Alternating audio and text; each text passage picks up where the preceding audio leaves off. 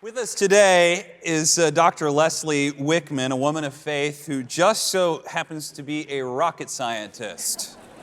She's the Executive Director of the American Scientific Affiliation, which endeavors to connect people of science and Christianity. Please welcome with me Dr. Wickman. Thank you so much. So nice to see you. Thanks so much. Pleasure to be here.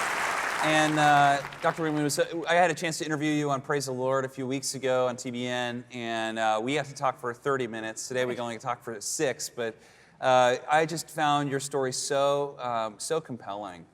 And in particular, first of all, you're a rocket scientist. So what does that mean? Because I always think it's almost a joke. Like, that means you're the smartest thing that you can do. I do get that joke a lot, actually.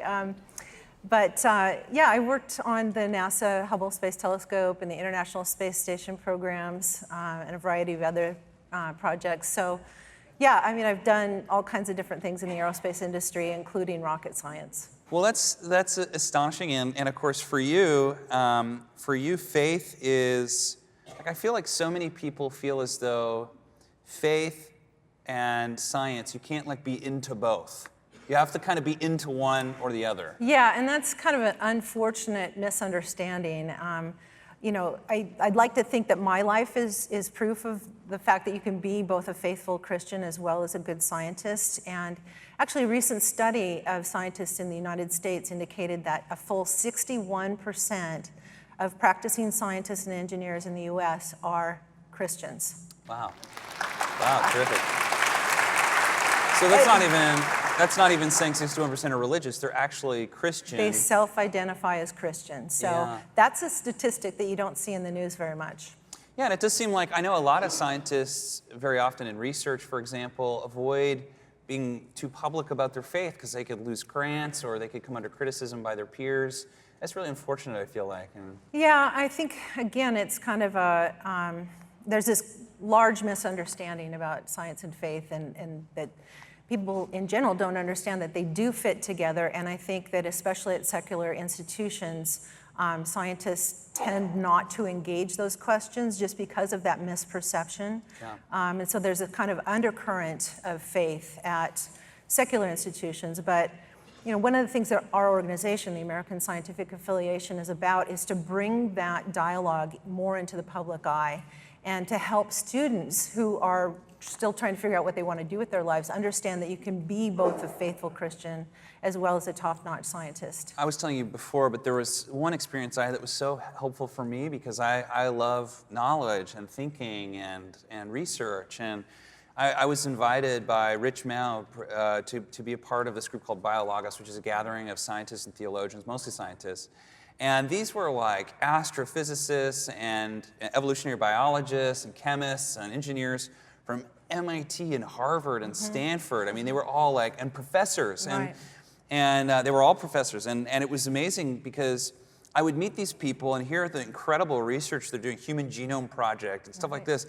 And then there's about 100 of us, and we'd gather, and here they are lifting their hands and worshiping and singing out to God. And it was, for me, just an incredible experience. Yeah, it is a very powerful experience. In fact, we just had our annual conference last summer, and the same thing happens. We bring together all these Christians who are scientists, and on Sunday morning we're worshiping together, and it's just such a powerful experience. I met a number of scientists who said, I became religious when I became a scientist. When I started studying space or started studying these other things, it really called into question a lot of the sort of narrow view that I had of the world. Right. Like even the Big Bang, I know that was originally proposed by a Belgian priest. Exactly. And was originally rejected by being too creationistic until it was finally, I think, proved. And well, there's a growing body of evidence for the Big Bang, and I refer to it as the Big Bang creation event. Yeah.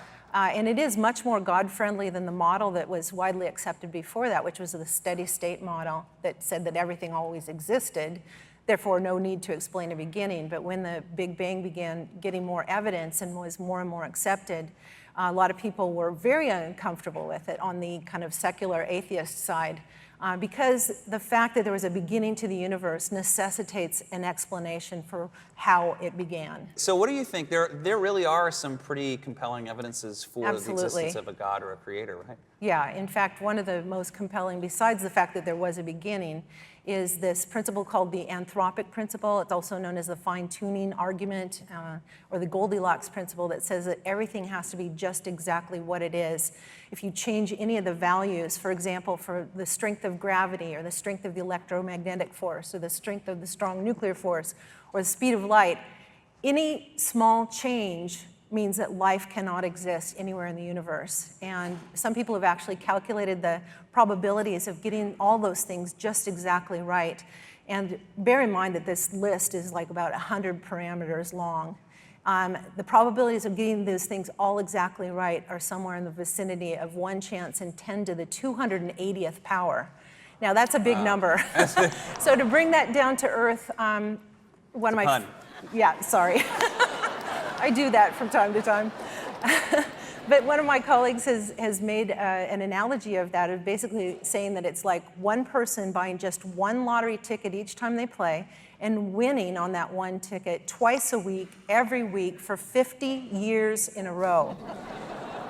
Now, I'll talk about that with my students and say, well, if you read a story about somebody doing just exactly that, what would your first reaction be? And inevitably they'll say, well, it has to be rigged. And I say, yeah, bingo, that's exactly right. The universe is rigged for life. Yeah, terrific. Yeah. So we're, good. yeah. I mean, it is compelling. And the funny thing is, I pastor, we have a lot of young people that we pastor, and very often people go to college, and I find that junior colleges, for some reason, do this a lot, but it's just my own observation. But very often science professors will draw this like line in the sand. You have to check your religion at the door. You can't have a faith and be a true scientist. What do you say to students who are going through that, or parents who have kids that are coming back, that are kind of in this in-between place? Keep studying. Keep looking at this amazing universe that God put together for us. The more I study, the more research I do, the more I see connections between science and faith. And we need to let God out of the box that we've put him in. If it's true, you can discover it. And all truth is God's truth. Nothing that we learn through science is going to challenge who God is. Yeah, that's great. What a great word.